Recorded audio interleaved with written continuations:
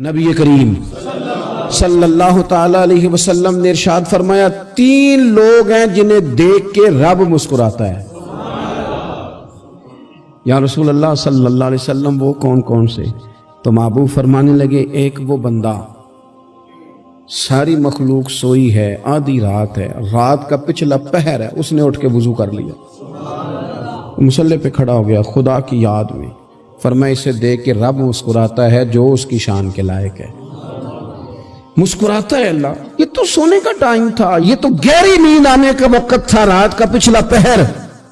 رات پوے تے بے درداں نو نیند پیاری آوے تے درد منداں نو یاد سجن دی ستیاں وی آن جگاوے، اور ساون کی کالی راتوں میں جب بوندا باندی ہوتی ہے، وہ راتوں کو اٹھ اٹھ روتے ہیں جب خلقت ساری سوتی ہے، اللہ مسکراتا ہے۔ اور سننا میرے بھائی، میرے نبی پاک صلی اللہ تعالی علیہ وسلم فرماتے ہیں جب مسلمان نماز کے لیے صفیں بناتے ہیں نا، ترتیب لگ رہی ہوتی ہے، اب اللہ کی بارگاہ میں کھڑے ہوں گے، قیام کریں گے، رکوع کریں گے، سجود کریں گے، فرمایا جب مومن صفیں بناتے ہیں تو رب دیکھ کے مسکراتا ہے، مسکراتا ہے۔ کمال ہو گئے عروج بندگی کا، جب بندے کو دیکھ کے رب مسکرائے، خدا بندے سے خود پوچھے بتا تیری رضا کیا ہے، مسکراتا ہے۔ اور میرے نبی پاک علیہ السلام فرماتے ہیں جب مجاہد جہاد کے لیے صفیں سیدھی کرتے ہیں، آج تو یہ رب کے نام پہ مرنے ہی آ گئے، یہ صفوں میں کھڑے ہوں گے، ترتیب سے لڑیں گے، ترتیب سے گلا کاٹیں گے کافروں کا یا شہادت لیں گے۔ فرمایا جب جہاد کے لوگ صفیں بناتے ہیں تو رب انہیں دیکھ کے مسکراتا ہے۔ کتنے نصیبوں والا وہ بندہ ہے جسے دیکھ کے مسکرا دیا۔ او یار، کبھی تیرا بیٹا تیرے سامنے مسکرائے نا چھوٹا تو تیرا دل باغ باغ ہو جاتا ہے۔ تیری ماں بیمار کسی ایک دن صحیح طرح ہنس پڑے تو طبیعت خوش ہو جاتی۔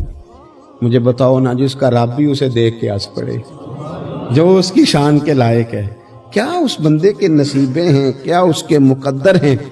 آپ اس مقام پر اپنے آپ کو لائیں۔ اب دیکھیں نا، یہ حدیث ہم نے سن لی، اب ہم نے نا اس طرح صفحے نہیں بنانے جس طرح ساری دنیا، اب ذرا صفحے بھی شوق سے بنائیں گے، اب ذرا تھوڑا سا شوق پیدا کریں گے، بھئی یہ تو میں وہ کام کرنے لگا ہوں جسے دیکھ کے رب مسکراتا ہے۔ نبی پاک صلی اللہ علیہ وسلم نے فرمایا جب کوئی بندہ توبہ کرتا ہے نا، ہم توبہ کا رٹا لگاتے ہیں، یا اللہ میری توبہ، یا اللہ۔ اور توبہ کا تو مطلب یہ ہے کہ پچھلے گناہوں سے پکی توبہ، آج کے بعد یہ غلطی نہ کرنے کا پکا وعدہ۔ تو نے ساری شب برات رو کے گزاری ہے، بتا سویرے جھوٹ جوڑنے کا ارادہ ہے تیرا؟ آج کے بعد رشوت تو نہیں نہ لے گا، ملاوٹ تو نہیں نہ کرے گا، یہ توبہ ہے۔ اور اگر سارے کام اسی طرح کرنے تو پھر یہ توبہ کا رٹا ہے، جتنا مرضی لگاؤ۔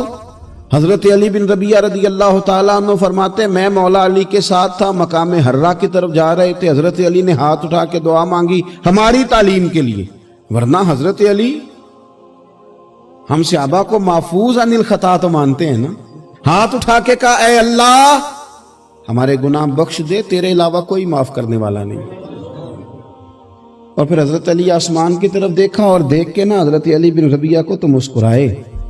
حضرت علی بن ربیعہ کہنے لگے حضور مسکرائے کیوں ہو؟ فرمانے لگے ایک دن میں حضور کے ساتھ اسی طرح آیا تھا، اسی طرح حضور نے دعا فرمائی تھی ہماری تعلیم کے لیے، اور پھر حضور مجھے دیکھ کے مسکرائے تھے اور فرمایا جب کوئی بندہ رب کی بارگاہ میں اس طرح استغفار کرتا ہے تو رب مسکراتا ہے، اور مسکرا کے فرماتا دیکھ لو میرے بندوں کو پتا ہے کہ میرے علاوہ معاف کرنے والا کوئی نہیں، انہیں پتا ہے، تم اس کی بارگاہ میں رجوع تو لاؤ، آؤ تو صحیح دو آنسو لے کر۔ اقبال کہتے ہیں کہ موتی سمجھ کے شان کریمی نے چن لیا، قطرے دو گرے میرے اب کے انفعال کے، 2 میں نے آنسو بہائے تھے تو اس کے کرم نے تو موتی سمجھ کے چن لیا۔ سنو نا حضور اس استغفار کو، اللہ کو یار رات کو توبہ کر کے سونا چاہیے ہمیں۔ کچھ غلطیاں ہم کرنا نہیں چاہتے پر ہم سے ہو جاتی ہیں، کچھ دل ہم توڑنا نہیں چاہتے پر وہ ٹوٹ جاتے ہیں، ہماری مجبوری ہوتی ہے ٹوٹ جاتے ہیں۔ رات کو اس کی بارگاہ میں ہاتھ باندھ کے کشکول طلب دراز کر کے خوب استغفار پڑھنا چاہیے کہ مالک بندے ہیں نا کیا کریں، نفس کا ساتھ ہے، دنیا کا ساتھ ہے، خواہشات نفسانیہ، مالک معاف کر دے۔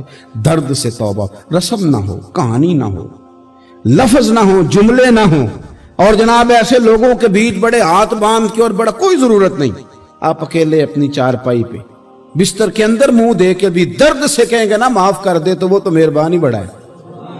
میرے نبی پاک صلی اللہ علیہ وسلم مثال دیتے ہیں، فرمایا ایک آدمی صحرا میں جا رہا، صحابہ سے حضور خطاب کر رہے ہیں، فرمایا ایک آدمی صحرا میں جا رہا تھا، اس نے اپنی اونٹنی پہ کھانا پانی پیسے ہر چیز رکھی ہوئی تھی، صحرا تھا بہت بڑا، درمیان صحرا کے گیا تو تھوڑا سا سستانے کے لیے آرام کرنے کے لیے اونٹنی سے نیچے اترا، اب اس نے اونٹنی کی لگام اونٹنی کی نکیل اپنے سرہانے کے نیچے رکھی، ہاتھ کے ساتھ پکڑی اور سو گیا۔ تھوڑی ہی دیر کے بعد جب اس کی آنکھ کھلی تو دیکھا اونٹنی غائب ہے۔ صحرا میں وہ پیدل نہ آگے جا سکتا ہے نہ پیچھے جا سکتا ہے، نہ دائیں نہ بائیں، کھانے کو روٹی نہیں، پینے کو پانی کا قطرہ نہیں، تھوڑا ادھر بھاگا ادھر بھاگا، تھک گیا۔ کریم محبوب فرماتے ہیں وہ پوری طرح نڈھال ہو گیا اور مایوس ہو گیا، معاذ اللہ، مایوس ہو کے دوبارہ اسی جگہ آ کے لیٹ گیا جہاں پہلے لیٹا تھا، انتظار کرنے لگا کہ اب موت ہی آئے گی، آخری وقت ہے، اب نہ میں پیدل یہ صحرا کراس کر سکتا ہوں، نہ پیچھے جا سکتا ہوں، نہ کھانا ہے نہ پانی ہے، سوائے موت کے کوئی سہارا نہیں۔ حضور فرماتے ہیں وہ رستے میں دوبارہ لیٹ گیا، اچانک اس نے رخ بدلا تو اونٹنی سامنے کھڑی تھی۔ حضور نے صحابہ سے پوچھا بتاؤ نا اسے بھلا کتنی کو خوشی ہوگی؟ یا رسول اللہ جسے نئی زندگی مل گئی ہے۔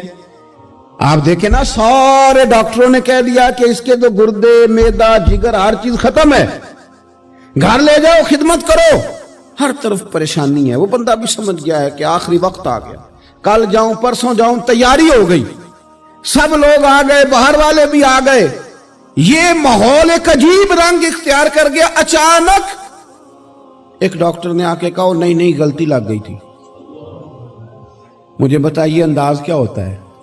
بغیر دوائی کے بندہ اٹھ کے کھڑا نہیں ہو جاتا، او میں تو بچ گیا ہوں۔ نبی پاک صلی اللہ علیہ وسلم فرمانے لگے اس کی اونٹنی مل گئی، بتاؤ بھلا اسے کتنی خوشی ہوگی؟ یا رسول اللہ وہ تو دوبارہ دنیا میں آ گیا۔ حضور فرمانے لگے اسے کچھ بھی خوشی نہیں ہوئی۔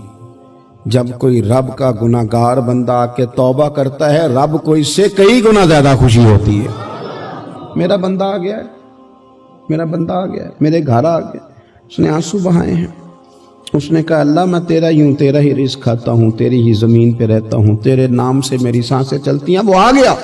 فرمایا اس اونٹنی والے سے زیادہ رب کو خوشی ہوتی ہے جب گناہگار آ کے توبہ کرتے۔ گناہگاروں کے آنسو اس کی بارگاہ میں بڑے مقبول ہیں، لیکن ہم رسم ادا کرتے ہیں، توبہ نہیں کرتے۔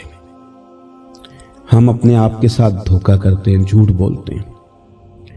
ہم بندہ کوئی ناراض ہو جائے تو ہمیں کو نہیں نیند آتی، اس کے گھر چلے جاتے ہیں۔ ہم اپنے سارے رشتوں کو تعلقات کو مینٹین کر کے رکھنے کے عادی ہیں۔ ہمیں پتہ ہے کہ وہاں میں نہیں جا سکا تو بیٹا بھیجتا ہوں، فلاں شادی پہ میں نہیں جا سکا تو بھتیجا بھیجتا ہوں، بھائی بھیجتا ہوں، ہر تعلق کا ہم نے خیال رکھا کوئی روٹھ نہ جائے۔ لیکن کمال ہے نا، یہ نہیں سوچا کہ اگر رب روٹھ گیا تو جب وہ روٹھ جائے نا تو سارے رشتے بھی بندے کے پاس موجود ہوں تو کوئی کرامت نہیں ہوتا، پھر کروڑوں روپیہ جیب میں ہوں تو ڈاکٹروں کی دوائیاں اثر نہیں کرتی۔ وہ روٹھ جائے تو پھر انسان اس طرح سے پھسلتا ہے کہ بڑے بڑے اس کے پاس دروازے ہوتے ہیں پر کسی جگہ اس کا ہاتھ نہیں لگتا۔ خدا را سنو، نبی پاک صلی اللہ علیہ وسلم کے پاس مہمان آ گیا، بخاری مسلم ہے۔ حضور نے ازواج مطہرات کے گھروں میں پیغام بھیجا کچھ چیز ہے ضیافت کے لیے؟ یا رسول اللہ کچھ بھی نہیں، یہ دو جہاں کے شاہ ہیں اور پاس کچھ رکھتے نہیں، دو جہاں کی نعمتیں ہیں ان کے خالی ہاتھ میں۔ یا رسول اللہ کوئی چیز بھی نہیں۔ حضور نے صحابہ کے مجمع پہ نظر ڈالی، یا رسول اللہ صلی اللہ علیہ وسلم حکم ہو، تو حضور فرمانے لگے تم میں سے کوئی بندہ ہے جو اسے گھر لے جائے روٹی کھلائے؟ ایک صحابی اٹھے فوراً، حضور میں لے کے جاتا ہوں کھانا کھلاتا ہوں۔ فرماتے ہیں میرے گھر میں صرف بچوں کا کھانا تھا،